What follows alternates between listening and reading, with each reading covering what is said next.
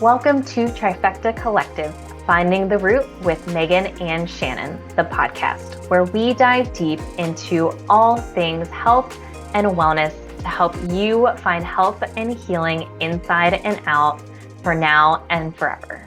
Hello, and welcome to Trifecta Collective, Finding the Root with Megan and Shannon. I am Megan Abbott, owner and founder of the holistic health practice, Trifecta Collective. And this is my co-host, Shannon Gallery, our head practitioner with the welcome. Hi. Shannon is fresh off of vacation and, fresh restorative time, and no better time than to talk about sleep. Honestly, this is like perfect timing for this episode because I'm sure we're going to talk about, like some full moon stuff, how that can affect sleep and traveling and all the things. So I feel like it really fits in perfectly with everything that I just experienced. You just did some traveling. I'm about to do some traveling next week, and I was spending a lot of time on the road and all that kind of stuff. So yeah, no better to talk about sleep than right now. So let's just dive into it. So, I'll say this and obvious statement here, but sleep is so important. And it's so important that we're getting valuable sleep, deep sleep, restorative sleep, enough sleep. And we also know from personal experience and working in this industry how hard sleep can be for so many people. So we are going to dive into a little bit as to why it's important. And then also why getting a certain amount of sleep is important, because I'll call them high functioning individuals who, just have a lot going on, often think, 4 or 5 hours of sleep is enough. And it's not. Spoiler alert here, it's not enough. There's like 1% of the population where you can get away with that and be okay. However, there's a lot of things that come along with that. So we'll talk about that, and then we'll talk personal experiences, and we'll talk about a lot of different strategies to help with sleep, some basic and some not so basic ones for you. So you'll get all kinds of strategies here as far as helping with support and get better sleep. Yeah. And I don't even know that 1% of the population that can run off like 4 to 5 hours of sleep. I'm not sure who those people are. I've never met them, but yeah, sleep is who's there in that percentage. And obviously they're coming to see us and everything is. Yeah. I mean, so I'll just start with this. Obviously, sleep is important for energy and whatnot throughout the day. That's a big thing. But there's a couple other things that are really, really important when it comes to sleep and getting enough sleep. And I would say that one of the number one things is what happens while you're sleeping. And a big thing while you're sleeping is that your cells are they're regenerating, your body's working on healing. So there's lots of like deep-rooted cellular things that are happening while you're sleeping. And that's like, I would say 50% of why it's so important. Our body does so much healing at night. And that's why when you hear people say like, when you're sick, make sure you're getting extra rest and all the things, it's because your body and your cells are trying to do more healing at night. So that's like a huge piece of why sleep is so important. And there's also other things going on, like there's some certain drainage things that are happening. Specifically, we've talked about brain drainage a little bit in I'm pretty sure our drainage pathways video, if not some other ones. But that's also something that happens at night, is our brain is also working on draining amongst other drainage pathways as well. Yeah. And if you have, one of the more common symptoms of people with chronic symptoms going on is cognitive issues. Brain fog, trouble concentrating, trouble remembering, trouble recalling, short-term memory issues, just feeling not super sharp. And a big reason why is because of sleep. Now, yes, there are absolutely some other things that can be going on too, some of which we will touch on today, but the fact that your brain is not getting that restorative time to really drain and heal and repair, go through the processes that it needs to it's a huge contributor. I mean, if you've ever gotten a really bad night of sleep and you're trying to do anything where you need to be super sharp and on point, you know how much of a struggle that is. And that's because your brain didn't get that time overnight. And so that's a huge piece of this, among other things, as Shannon mentioned. But, when we talk about all of these chronic things, a lot of what we do is we are focusing on cellular health. How can we help support the body from a cellular perspective so that it can heal, it can be in a more optimal position for healing? And sleep is a huge piece of that, and helping people get better sleep. And I mean, both of us understand we both had a long history. We will dive into this. Sleep issues for a variety of reasons. And I've recently gone through like another round of this since I'm and another layer of this, which I will touch on just a little bit. So yeah, sleep is just so important for overall health, for healing, just for everything that goes on in our body. Yeah, and I will say too, I know there's, and this kind of goes into probably both of our stories a little bit, but I know there is some saying theories out there that, insomnia and things like that can have a genetic role. Yeah, there's a lot to dive into there, especially when there's like an emotional piece to it. When anxiety is involved, which again plays both a role in like our stories and our history and whatnot. Yeah, it's just, and I know that's a very controversial thing. I actually just had this conversation with one of my clients, but talking about, there's other things that we can do, which we'll talk about at the end, different like sleep routines, different things that you can do to help your sleep if you're someone who's dealt with it for a really long time, and maybe you don't feel like you have huge, deeper rooted issues like mold toxicity going on and things like that. There are small changes that you can make to just like your daily bedtime routine that can really improve quality of sleep. Yeah. And I was one of these people. My mom obviously she was an addict. She was an alcoholic, addicted to alcohol, and had anxiety, had depression. I was like, well, and she had sleep issues, and I was like, well, that's just who I am and how I work. And now, doing all of the unlayering and all of the pieces, and even this was before I had like all of my chronic issues. I mean, I had sleep issues since I can remember.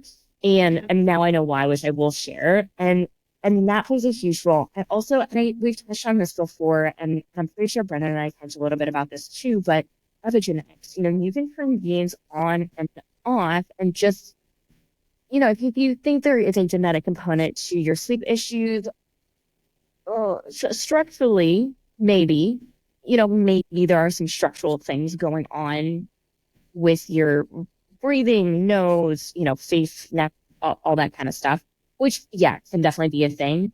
But almost anything else is probably not genetic. There may be some generational. That's playing a really big role, but we're not big believers that, just because it's genetic or runs in your family, that doesn't mean you're doomed to or live like this. There's a lot that goes into that. Yeah, it drives me crazy when it not drives me crazy. It almost makes me sad when people come in and they're like, oh yeah, I was told, my whole family has insomnia. I've been dealing with this forever. Here's like this medication. And I'm like, oh my gosh, like you haven't tried anything else. There's so many adjustments that we can make when it comes to sleep. I mean, I took sleeping medication from the time, I think I started when I was 16 years old until like 25 or 26. And I'm 31 now. So it hasn't been that long. I mean, it's been a good chunk of time without sleeping medication, but in kind of same thing as Megan, like it ran in my family, mostly on my dad's side. I remember my mom telling me I had issues sleeping since I was like a really young kid. And now knowing what I know, looking back on it, it's like, oh my God, my anxiety was so flipping bad. No wonder I couldn't sleep. I couldn't turn my mind off. And then you add in the restrictive eating and the eating disorder stuff, which we'll talk about how that ties in here. But yeah, like not feeding yourself and messes with your hormones, cortisol levels, sleep, all the things. So yeah, I mean, pretty long history and family history of not being able to sleep. And I can proudly say that maybe, I take some magnesium while I'm traveling or some other things to help get consistent sleep. But yeah, not needing anything to actually fall asleep at night anymore. And that was a huge thing for me, huge win. And for other people too. Yeah. Yes. One of the first people I met with in the holistic health space was a functional medicine practitioner who was also a chiropractor.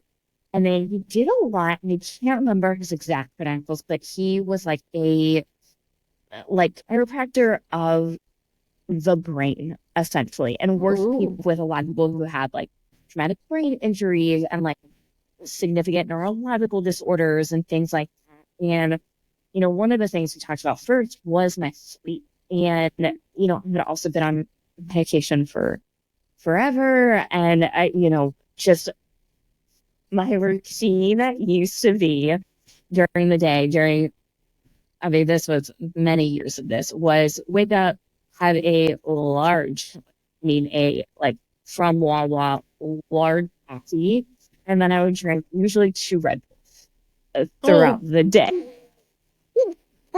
Because I wouldn't sleep. And then I would, and then self-medicate with alcohol, thinking that would help me. And it would help me fall asleep, but you get garbage sleep while you're drinking.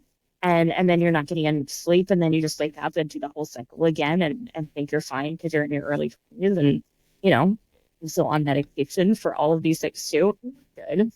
But one of the things that he really brought up was, when did you start and how did it start? And that really started making me think, okay, well, when did my sleep issues start? How did this come about? And he didn't dive deeper into that other than asking me that one question. And it took me a few years to kind of put all of these pieces together for me. But a big part of my sleep issues was the routine for most of my childhood. So this was the better part of 10 years, from 7 to 17, was I would go to bed, sometimes by myself, sometimes my mom would be home, sometimes she wouldn't be. She'd go out to a bar and drink and then come home. Meanwhile, she thought I was asleep. I was not asleep. I was waiting for her to come home because she usually be pretty intoxicated, and it was a real crush as to what would happen next. And so I would stay up and wait for her to just kind of pass out after she got home. And then I would go downstairs, turn off all of the lights, lock the door. This sounds terrible, and it does make me laugh sometimes while thinking about it. But she'd pass out in random places. The bathtub was not uncommon, in the middle of floor somewhere, if you have ever been around an alcoholic, you probably understand. But I would kind of blanket over her and just make sure the house was in order. And then I felt comfortable going to sleep. But there was that hyper vigilance of just oh, nope, I got to stay awake to make sure, I'm safe at some point in the night. And I would wait for that. And so that was a huge reason why I had trouble falling asleep, is I was just so used to having to wait for that followed me through into a lot of adult. And it wasn't until I started really working on that trauma piece and feeling you don't have, you're safe right now. The doors are locked. The lights are off. You're okay. And that really shifted my ability to fall asleep. Not necessarily stay asleep. There was some other shit going on there, but that really shifted my ability to fall asleep pretty quickly without, crazy amounts of supplements or medication. Yeah. Yeah. And, everyone's experience is different here. There's so many different forms of I would say from what you just shared, it sounds like fear was a big part of that. Like you said, not being safe. And, I did not have the same experience as you, but the root of it was still fear and perfectionism and not feeling safe and whatnot. So this can look different in so many ways for everyone. And it's just about taking that time to slow down, think about it, and start to pinpoint okay, what's really going on here? And there's again, we'll talk about this at the end, but there's some really simple things that you can start to do, especially if your issue in sleep has a lot to do with anxiety, just to like help calm your brain down and like help your body feel safe. There's so many different things that you can try that are not even supplements. Yeah, and just to expand upon that, because this does come up quite a bit. Obviously, growing up with an alcoholic the way I did, and the story that I just shared, of course, that is a major trauma. I don't think anyone would disagree with that. I think that's a pretty like cut and dry, capital T, big trauma to experience growing. And just because your trauma is not a capital T, meaning a super obvious trauma, doesn't make it less valuable, doesn't make it less real. Like, I share that story because it is very obvious. And it took me a really long time to figure that out. And it was so obvious. And even, once again, I'm going to share another story about more recent issues, but this is so important to understand that just because you didn't have this, like, oh my God, like you like literally weren't physically safe in your environment growing up or at any point in your life, doesn't discount that there wasn't something else going on, that maybe you didn't feel safe for whatever reason. And maybe that was really subtle. Or maybe it was the anxiety. Maybe, there were some other things going on, arguing, or you were really sensitive to the energies, or didn't feel validated or shut down. All of these things also play a role, and sometimes they're just not quite as obvious. And it can also take some time to really dive into them, to understand them, and then start to go from. Mm-hmm. Yeah, I'm really glad that you shared that, because that was a thing for me, like not believing that what I experienced was enough. And I mean, handful of people that I've worked with, there, when we start to dive into some of this stuff and it feels uncomfortable, they're like, oh, well, I didn't go through anything crazy like that. And just explaining to them exactly what you said. It doesn't have to be this massive event where, you were completely unsafe in your environment like you experienced. It can just be however your body felt and whatever emotions you held on to during whatever scenario. It's just what stuck with you. That's all that matters. It doesn't matter what the actual event was. So yeah, thank you for saying that.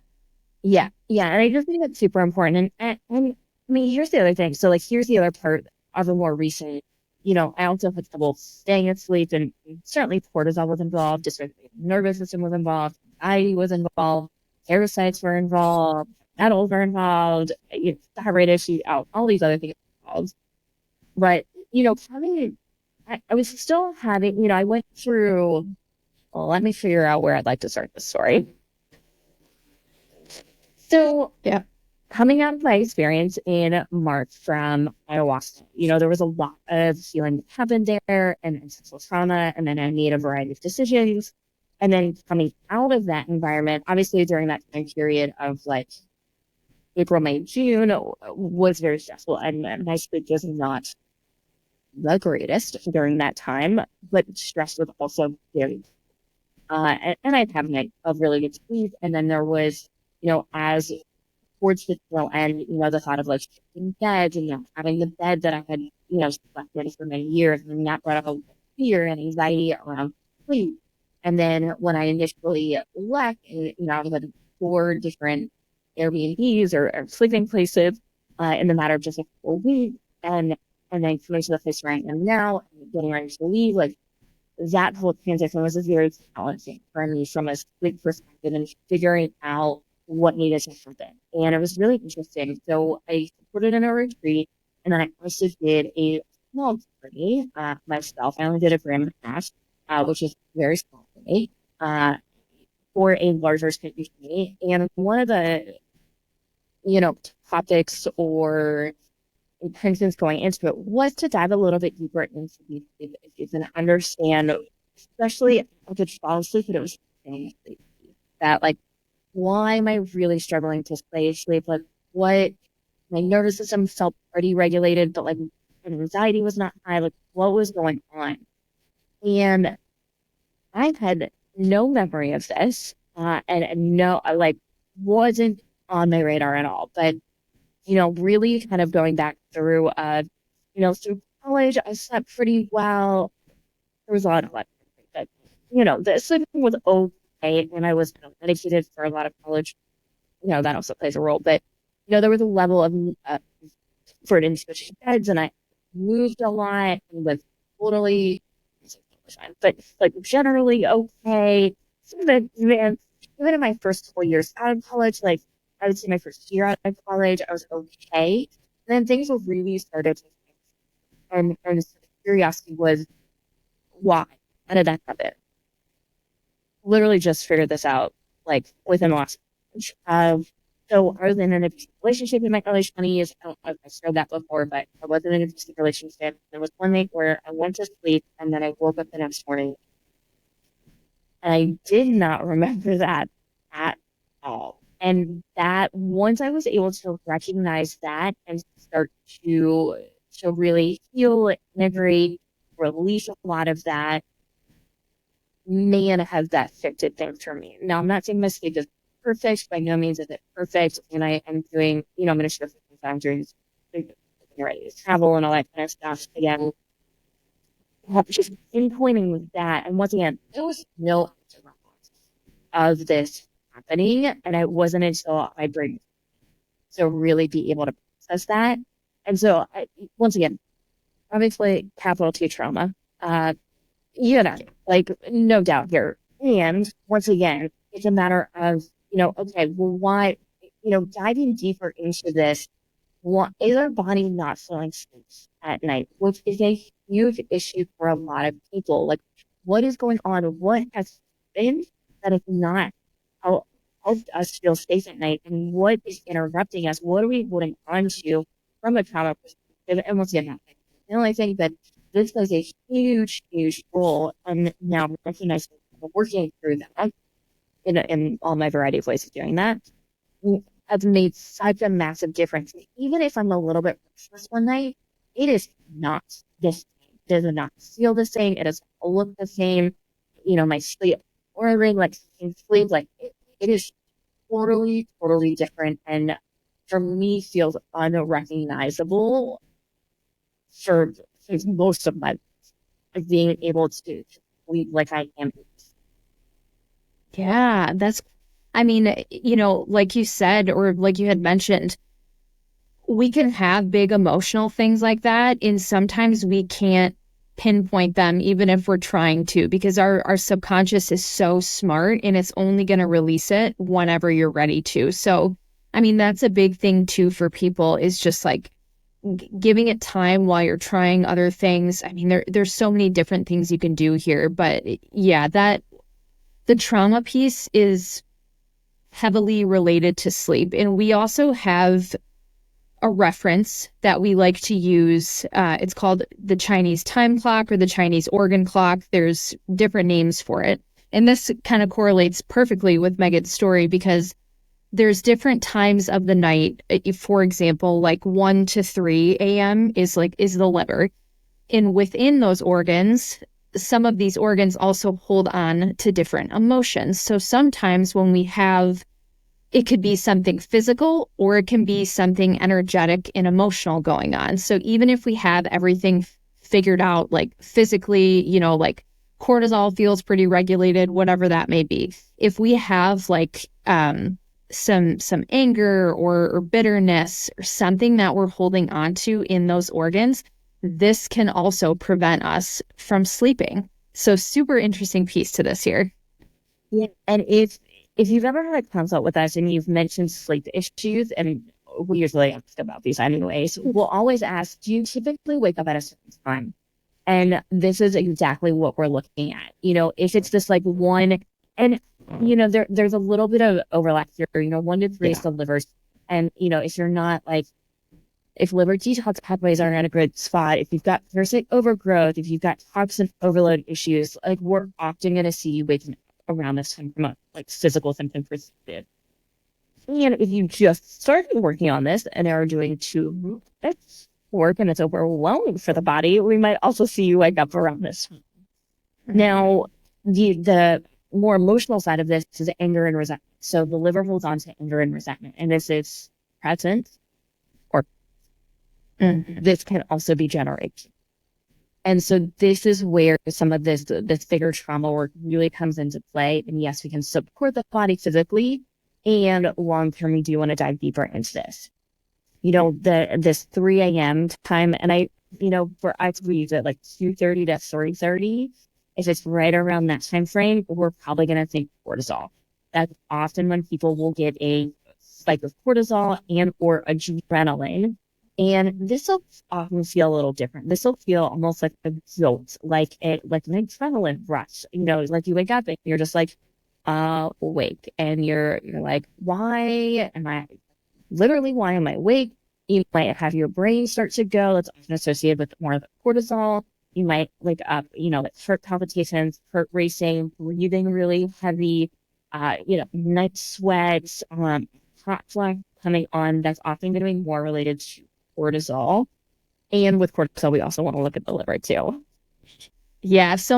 Well, that's what's tough here is everything overlaps so much. But I will say, if you notice very, very specific patterns, like if you're experiencing all the things that Megan just listed, yeah. And you're a very stressed out person and you drink coffee first thing in the morning and you're not eating breakfast, all the things that naturally spike your cortisol and mess with your hormones, then, it's pretty common that, or easier to see that, cortisol is probably an issue, liver's probably an issue. But if you're waking up, like, just for an example, another one, 3 to 5 a.m., technically, like I would say 4 a.m. is probably the key time for like lung issues, which is also grief and sadness and other things. It's interesting to start to look into some of that stuff and explore, tune into how you're feeling. Because you can find a lot of information out just from these charts. Yeah, and we see a lot of people with like breathing issues, especially we'll say post certain viruses that are out that can quote unquote impact the lungs. And we'll see that 4 a.m. like I just awake at 4 o'clock, sleep, and then you get tired or 6, and then it's anyways, and that's really a big struggle here. I'll also share before any big journeys where I'm going to be confronted with some grief and or sadness, I start to wake. And it usually been 7 to 10 days before I go into journey space and getting ready to do that. And at this point, I know exactly what's happening. And I've dealt with it so many times that I'm just like super aware of it. However, he really frustrates. And so, when people before I am like, I would like 2 more hours of sleep before I have to get up or however much you're able to sleep. And definitely we can support the lungs. I'm a huge fan of cordyceps for this, just as like a very natural way to support the lungs. Maybe nettle can also be really good, but really then diving into what are you processing? Are you processing some sort of big life change or event that can bring up grief or sadness? And we've seen this with so many clients where we can give you some supplements and it'll work a little bit, but it's not until you address the bigger issue going on the melatonin that we really see a major shift in this group. Yeah, and it's so important to pay attention to your own patterns and figure those things out just so you're not stressing about it even more when it's happening. Like anytime there's a big change or shift in my life, like with literally anything, maybe a big argument happened, maybe starting something new with work, that is my time where I start to wake up between like 4 and 5 in the morning. And as soon as it happens now, I'm like, I already know what this is. Like, just, we're going to do what we need to do. We're going to chill out and we're going to try and go to sleep. But it's almost like when you can prepare yourself for it, it makes it less intense. It's not as bad when you figure out those patterns and just get in touch with your body and kind of learn what's happening, dig into the emotional stuff. It's just going to be better when you can do that. Yeah, and I've also found I get less frustrated or annoyed with it. Yes. And just there is a level of acceptance. And certainly I will often just have so many supplements. just on hand at all times, that I'll usually supplement with something because I probably already have it. And I also know that it's not until I dive a little bit deeper that the sleep will really start to shift. But there is a level of almost acceptance of like, hey, I know what this is. I'm not quite so frustrated or annoyed by this because I know it will pass. I know it's temporary. Yeah, we've said this many times before too, but no matter how much work you do on yourself, we're always going to continue to go through changes in life, and it's never going to be perfect. Sure, it can be 1,000 times better sleep than what it was previously, but there's always going to be things that are stressful that stir up your sleep. It's just a matter of like how you handle it and what you can do to help yourself. Exactly. And so that's what we're hoping that we can help you with, helping you figure out some of the bigger things so that we can start to see improvements, and also work on, some of the really big things that can take a little more. But there's a lot of things that we can do to really make sure that our sleep is supported here. So, things that can impact your sleep. So certainly mental and emotional health, which we've already touched on quite a bit. This can really, really impact your sleep. I'll also say, especially for me, the more regulated my nervous system is, the less this impacts me. But, I have really, really strong boundaries. Right now with my phone at night and what I'm open, if I'm going to watch TV, like really hard boundaries on what I'm open to watching, because I know if I get a little bit riled up before it's time for bed, it's going to be a real struggle and I will not be super happy.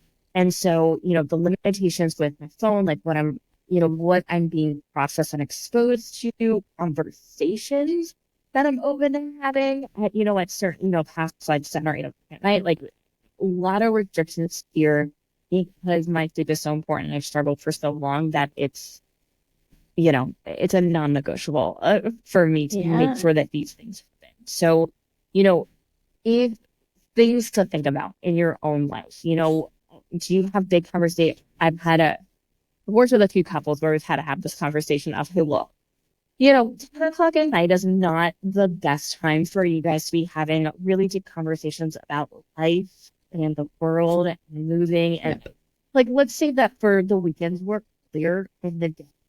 And obviously fights can happen, but, once again, if we can have limits, when we're having some of these big conversations, I feel like we can go really well. Yeah, that's a huge piece to this. Setting that boundary for yourself, super important, which can be, I feel like that's one of the ones that probably most people don't think about. And same thing, with screen time, like what are you looking at on your phone? Are you watching the news? Are you watching things that are literally like festering and stirring you up inside? Because that's going to do the opposite of what you want to do at night, which is fall asleep. And yeah, like what are you watching on TV? Are you falling asleep with the TV on at night? Because that's also something. So screen time, conversations, those are big things. Of course, there's some other big stuff, like if you're detoxing from, literally anything, mold, heavy metals, parasites, that can definitely disrupt your sleep as well. Hormone imbalances, kind of going back to the cortisol spiking and whatnot, that's a big thing that can definitely mess with your sleep. Not getting enough sleep can mess with your sleep.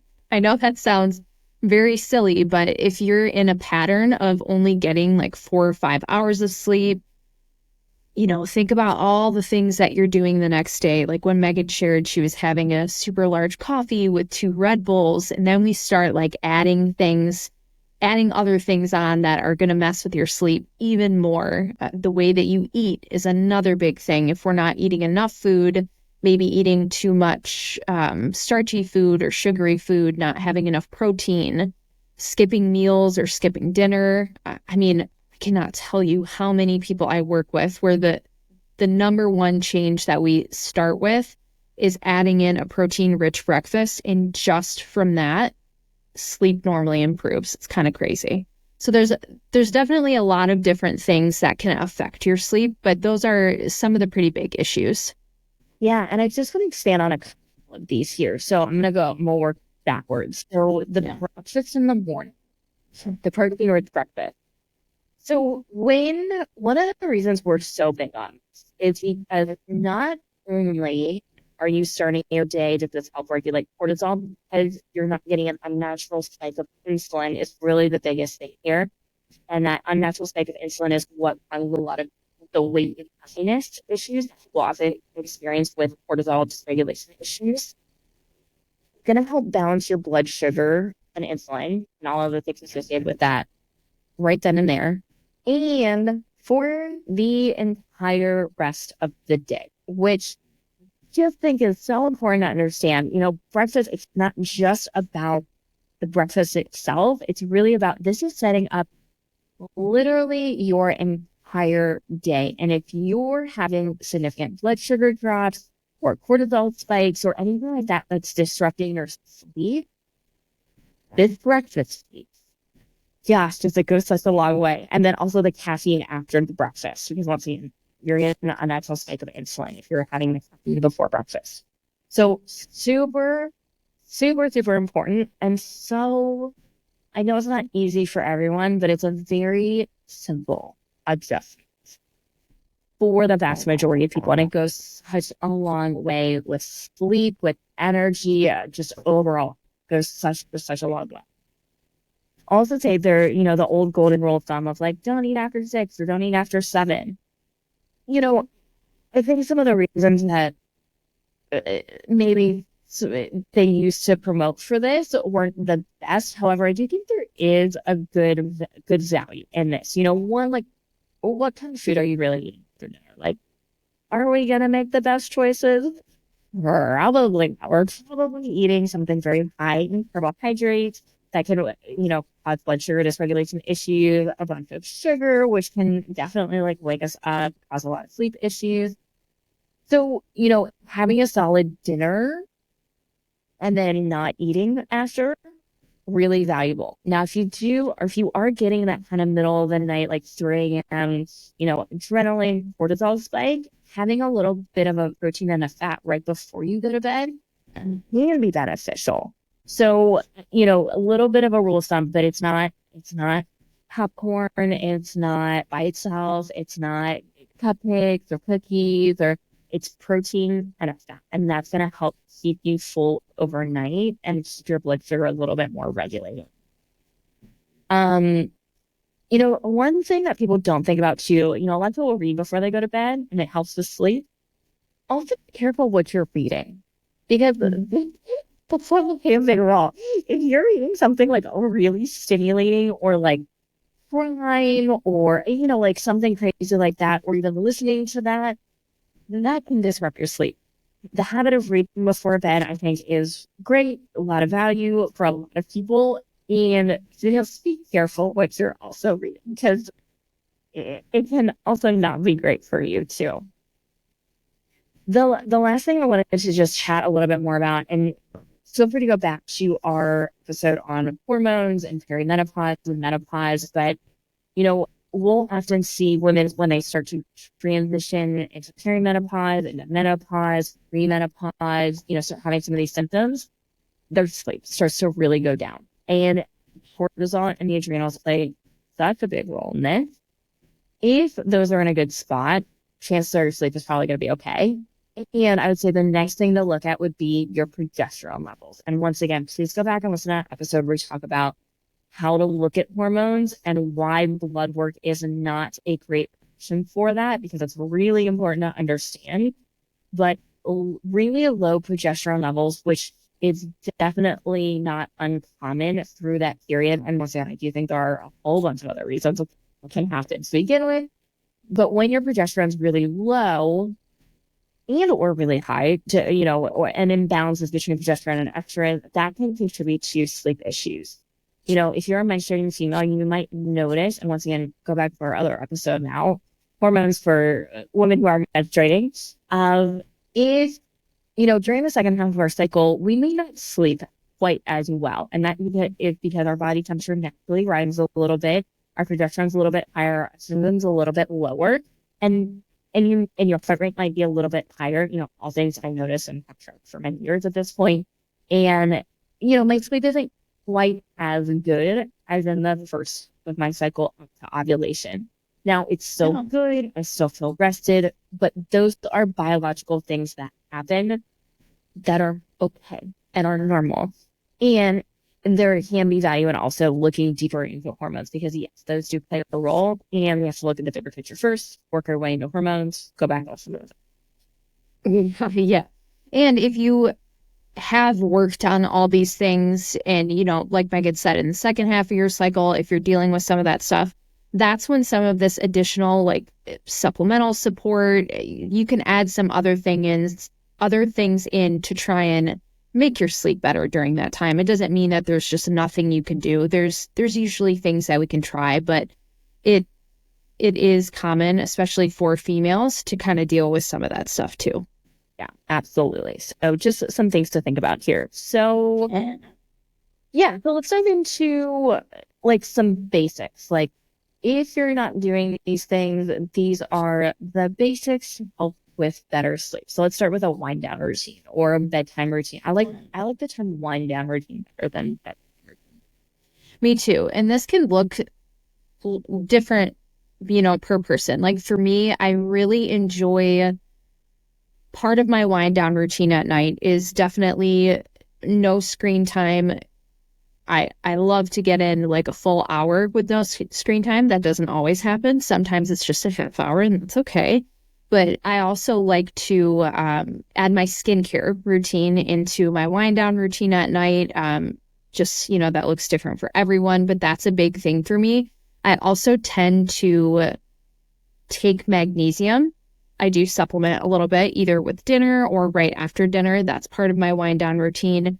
Reading in bed is a really big thing that happens most nights. Having a cup of tea, not too late, maybe an hour before bed. Those are some of like the main wind down things that I do.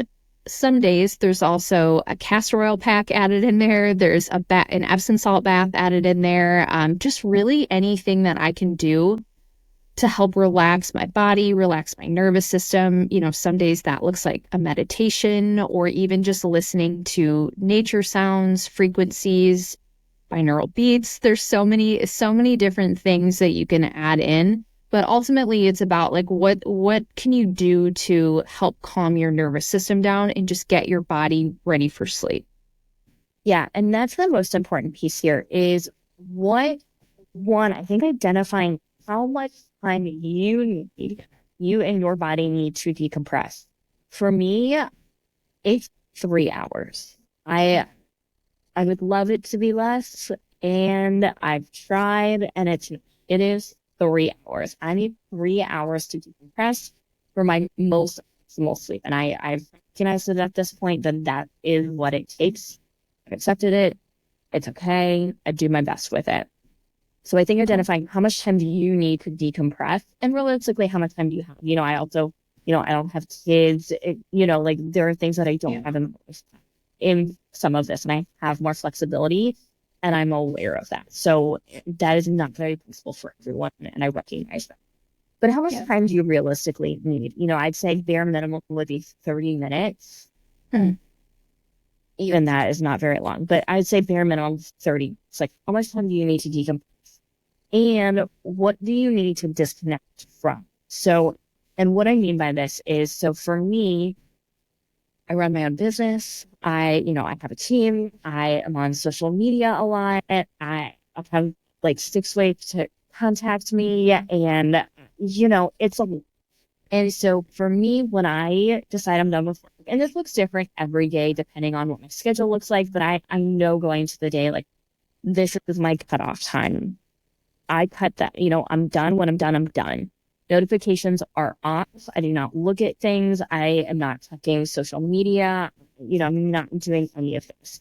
And then I do a little self-decompression. And sometimes it's like literally 3 minutes up to like 20 or 30 minutes. Usually it's pretty quick though, just like listen to some music, maybe do a meditation and just do like a disconnect from work so that I am done and disconnected from that, and I'm not hyper focused or continue to be hyper focused on work. And I know, you know, workaholics, type A personalities, you might relate to this, and very valuable to have this practice in place. Then for me, I usually eat dinner, and then I'm doing, usually I'll go for a walk sometimes, but then I'll change and do my skincare routine.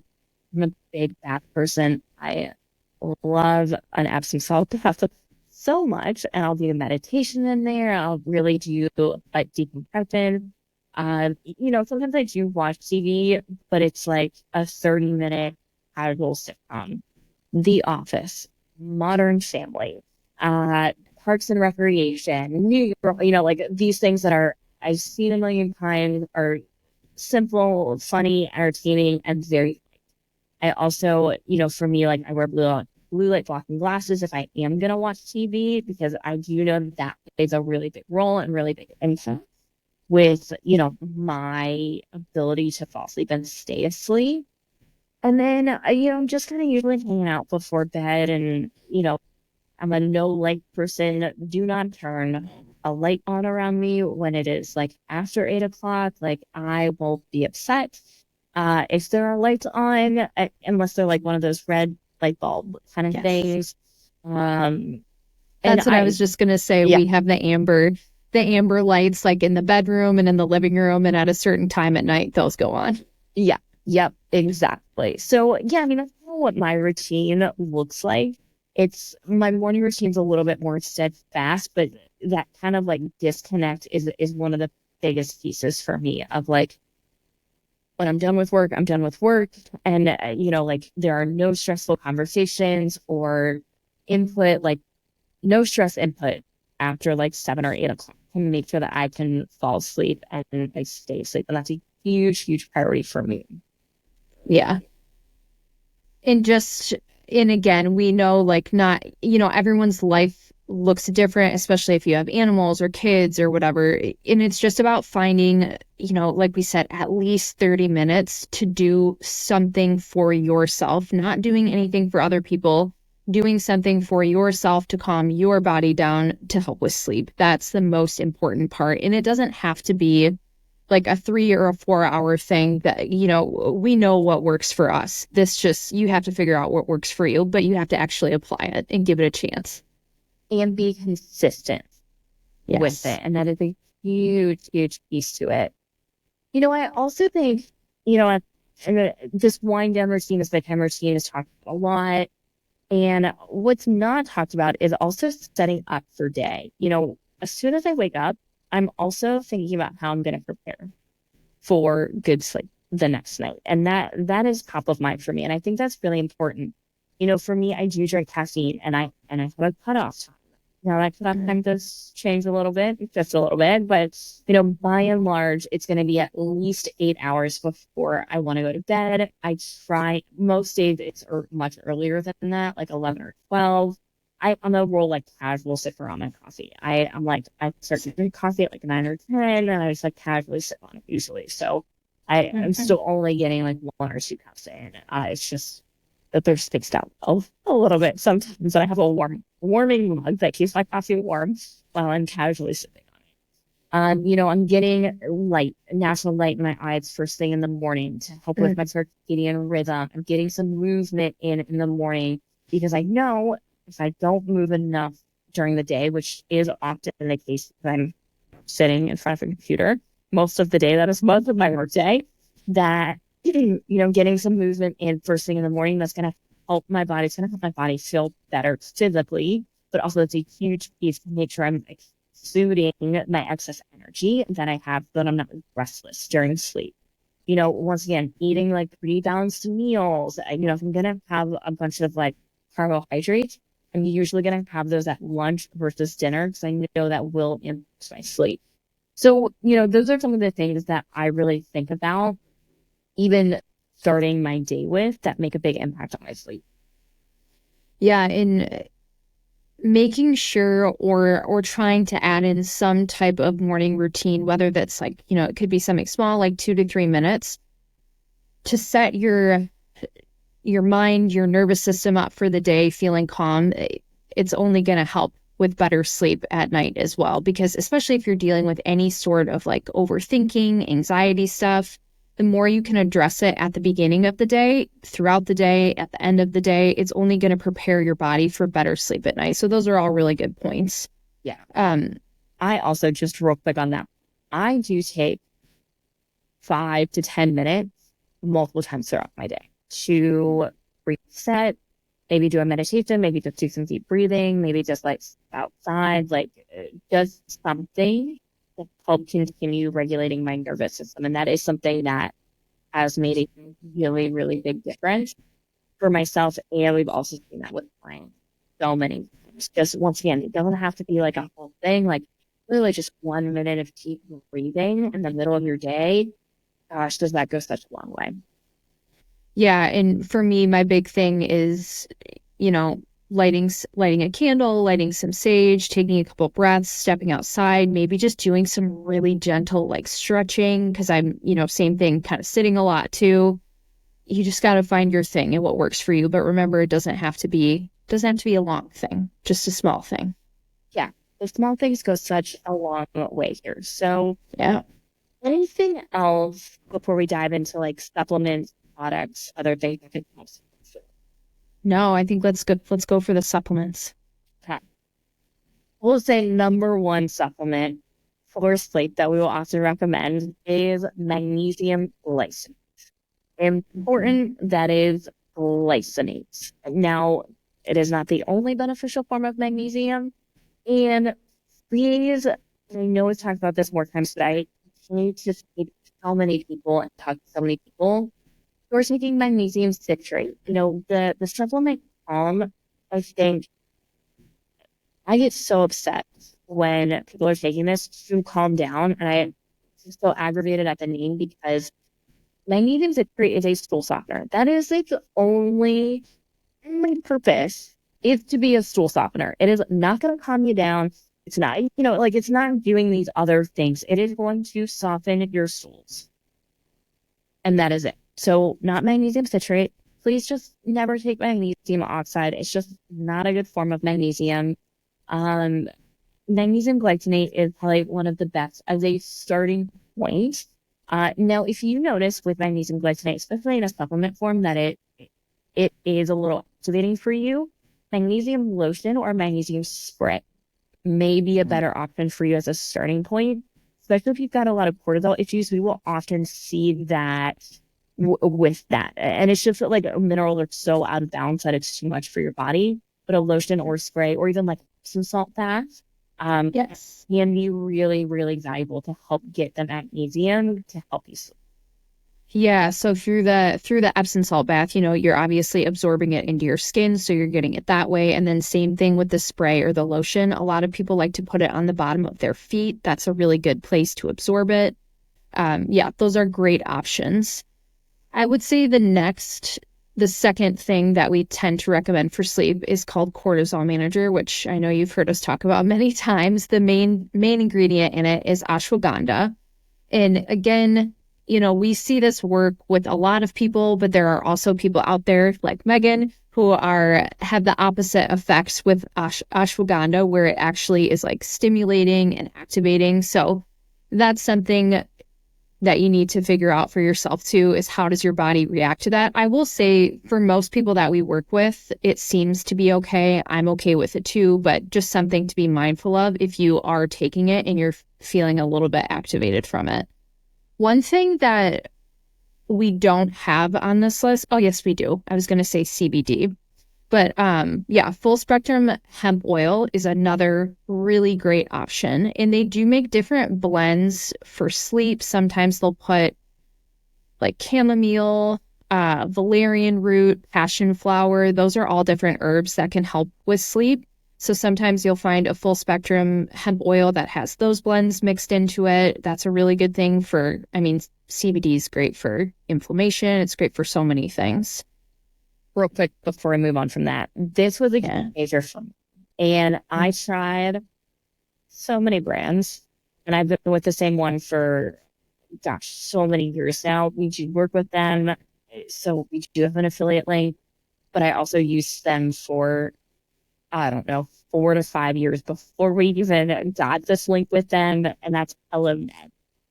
They have a sleep blend that I love so much. It is so good. It is a full spectrum hemp oil. There's, untraceable amount of THC or, so it's legal. This is all legal everywhere. If your word does test for THC, it can still up sometimes. So just be very mindful of that. But by and large, most companies aren't that anymore. So most people can get access to this.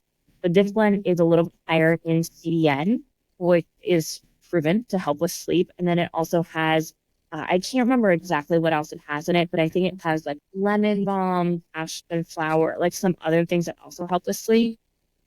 I love this supplement so much. It is always with me.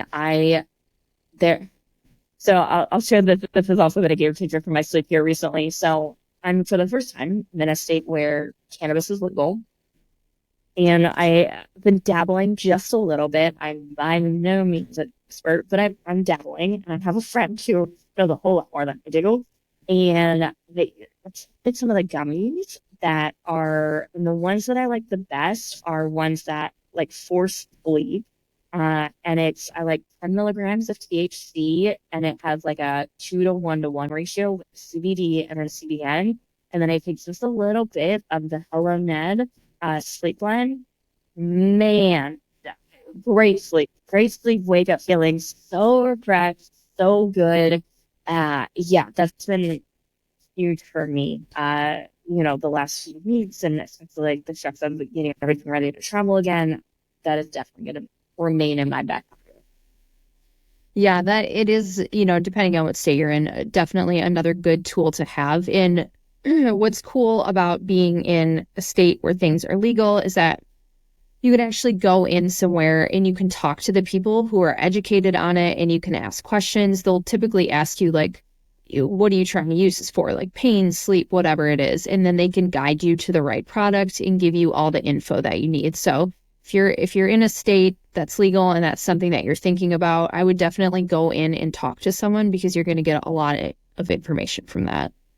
Yeah, and for me, using just a little bit of the full spectrum oil with no THC with that, I was getting some visuals just like with the very gummy that would, for me, it impacted my sleep. I'm also like highly intuitive, and that's normal things for me.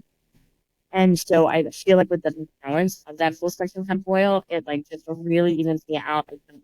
I like there's no, none of the normal THC kind of stuff that comes up for me. It's really just like relax, full sleep. Yeah, the mix is definitely important.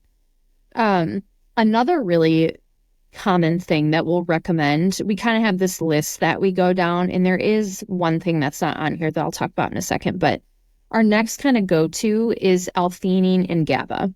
That is something, usually if someone is dealing with more like really high stress, anxiety, that's one that we'll tend to recommend. And this one's nice because you can also take it in the morning as well to kind of help your body stay relaxed all throughout the day. It is, again, something you'll have to play with, because if you take it and it makes you super tired, then you might want to keep it at night, but that's not normally the effect that we see from it. It's more just like a turn your mind off, relaxed, calm state. So L-theanine and GABA is another really great supplement. Very good. Yeah. Emotional wellness is the one that I was going to say that's not on here. So this one is a blend. Well, I'm blanking on what's in that. There's some B vitamins in that. Yep, there's some L-theanine, there's some GABA in there. Yeah. It is a wide variety and of mental and emotional support. And so if you are experiencing, especially a lot of anxiety and or depression, and that's really impacting your sleep, I will say it is very expensive. It is worth it. It works really well. And we do recognize it is very expensive, which is why it's not one of our initial go-tos. That can be really, really valuable. I think there's some 5-HTP in there. Yep. Yeah, So, all of these things that are very supportive, it's a really, really nice blend. And it can be very helpful in just kind of bringing you down at the end of the day. Once again, especially if there's a lot of mental emotional stuff going on, a lot of anxiety, depression, that kind of thing. Yeah, there's a lot of value in this for sure. Yeah, and again, not our go-to because we know it's very expensive, but if you've kind of like gone through the ringer and feel like you've tried all of these things, I would say that's going to be the one that you probably want to try if nothing else is working for you. And in addition to the wind down routine. Yeah, and no, keep in mind here, supplements can help and support, and the lifestyle things that we've already talked about make massive, massive difference. And the last one here, and this is not my favorite, this is not a common go-to, but we did include it on our list. And that's Best Rest Formula. And if you want to find any of these products, they'll be on our Full Script account, link in the show notes here. And we'll put a link for Hello Net as well. But Best Rest Formula, once again, it's another blend. And this one does have some melatonin in it, which, let's dive in and touch on this here real quick while we're at it. So, we don't recommend, you'll notice none of these other ones have melatonin for a very specific reason. And that is, we do not recommend, by and large, melatonin for the vast majority of people. Now, if you are a menopausal woman, you are in kind of that state, past that state, we might think about it. And that's only because your natural body's production of it starts to, as you go through menopause, in which case, yes, it's not, for some people, it's not going to just happen. However, if you are not in that stage, you can first your own body's natural production of melatonin with supplementation. So we are very, very careful to recommend anything with melatonin in it. For me, I had a practitioner who just wanted me to take it so bad, and I finally did it, even though I knew better. And I took such a small amount of melatonin, and it was mixed in with next year. And I slept for like 12 hours, woke up, had breakfast for another like 4 to 6 hours. Because I'm talking less than 5 hours of it, like not a, and that's because melatonin was not my problem. Like my body's production of melatonin was not my problem, and it is not my problem for most people. And if it is, there's probably something bigger going on, unless you are people that is going on. So it's really important to understand, very, very careful when you're supplementing with that, how you. Yeah, and there's only one supplement that we recommend that has a very small amount of melatonin in it, and it's more of like a scientific purpose of the way that it drives the supplement into the liver so the body can use it. And that's TUDCA, which is, if you've worked with us before, you've probably taken TUDCA because it's a great liver supporting supplement. But that's, literally the only one that we recommend, and it has a very, very minuscule amount in it. And again, it's not acting the same way as it does if you were to take a melatonin supplement on its own. And this is also TEDCA from Cellcore. It is not all TEDCA supplements that have this. It is the advanced TEDCA from Cellcore Biosciences that has this. And yeah, it's not going to impact your hormones. It's really, they've done deep dives, and this is a question that commonly comes up with people. Hey, why is the melatonin like just been tired? No, it is really just they found that having this type of melatonin as a way to basically make it stronger. And if you've taken a so forth, one and a part of that is the melatonin. But once again, it's acting in a very different way than a weight. It's not going to impact your body's natural production of it or fit. Yes. Yep. Yeah. And then, the last thing on our list here is just some different teas. And we've kind of already talked about some of these different herbs that are mixed in these supplements. But if you are someone who would rather like drink something later at night rather than try a supplement, passion flower is going to be really great. Reishi, I know people say it all different kinds of ways, is another great tea. Chamomile, valerian root. Those are the main ones. I think there's one other, I think it's kava root. I know that one can help with sleep as well. But those are like the main ones that typically help with sleep. And you'll find that a lot of sleep blends of supplements are going to have these herbs mixed in with it already. Yeah, and I am a really big fan of reishi right now. This is something I've recently added into over the last few months. As my life changed and built it a little bit, and I am supplementing with a couple of things right now. Reishi, that's very consistent in my routine. I usually take it at dinner or right after dinner, and for me, it doesn't. What I've noticed is it doesn't make me sleepy, doesn't put me to sleep, but it does help me just relax a little bit more and helps it kind of like that deep. Um, with mushrooms, really important to understand the big difference between fruiting body and the rest of the mushroom. And you really want the fruiting body of the mushrooms. So just be very mindful if you are looking into good mushrooms. That is the reason why we work with real mushrooms. That is the only company I use for my mushroom, genetic mushroom products, legal mushroom products. Just real big clarification there. Oh, we're not talking psychedelic mushrooms here. We're just talking about genetic mushrooms. I love their lion's mane. Okay, these their products at this point. But the reishi and the lion's mane are probably the two that I'm most I noticed really for me and my health and where I am and goals that I have. Like those are going to be the two biggest ones that make a big difference. Yeah, I mean, of course, I'm a fan of their supplements too. And just gonna throw this out there, they also have an animal line. So different products formulated for your dogs and cats as well, which can be super beneficial. Yeah, exactly. So yeah, those are all really good.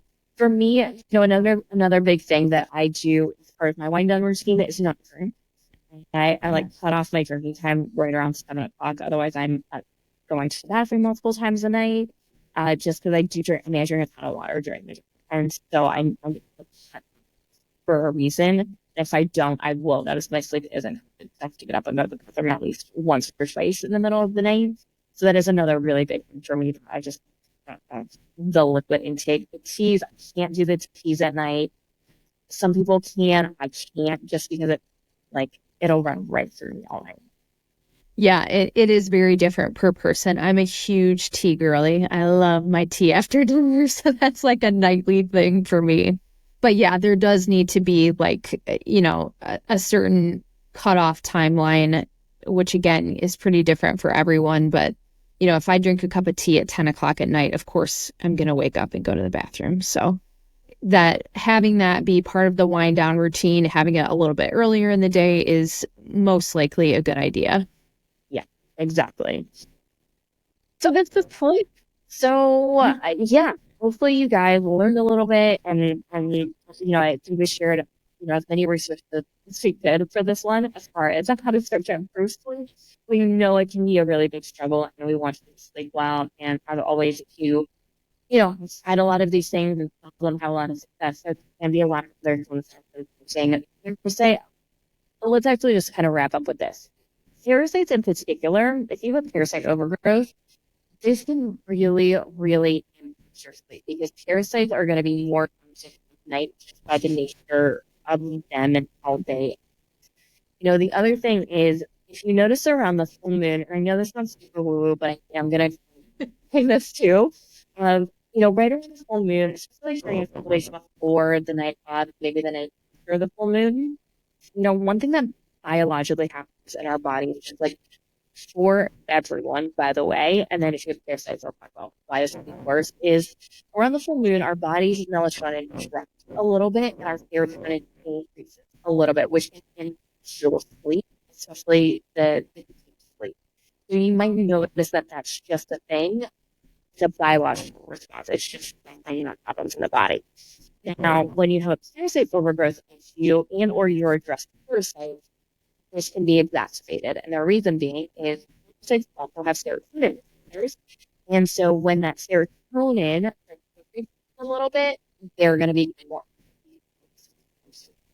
So, for real science, like biologically, this is like actually what happens in the body. And, once again, if you about parasites, we get this, like, do you know she was the first girl on the phone? This is where we're going with that. Because there is, that shows that this is a thing. So just something else to think about, and bigger issues, mold, overload issues, PVC, like all these other things. Really, if you need help in identifying bigger root causes and how to sort of your body and sleep really well, consult with you. Yes, yeah. And just a small thing to add on to that too, because the sugar cravings and the craving sweets at night with the parasites, especially around the full moon, that's kind of something that ties into that area as well. Yes. Which can also affect your sleep, just that portion alone. Yes, absolutely. So awesome. Well, thank you so much for joining with us. Joining us in this episode. We appreciate it. As always, we would love if you like, subscribe, follow, any 5-star reviews if that feels good for you and resonates with you. We really, really appreciate it. And be sure to stay tuned in to next week for another new episode. Yeah. And if anyone ever has any questions or topics that they want talked about, we love to hear that stuff too. Yeah, you can comment, you can DM, you can email us. We're obviously very active on social media. If you haven't checked us out on social media, we will respond to you if you comment or DM us. We will absolutely, whether it's me or someone on our team, will absolutely respond to you, and we will put it on our list. Yeah, awesome. Well, thank you everyone for listening, and we'll see you next time.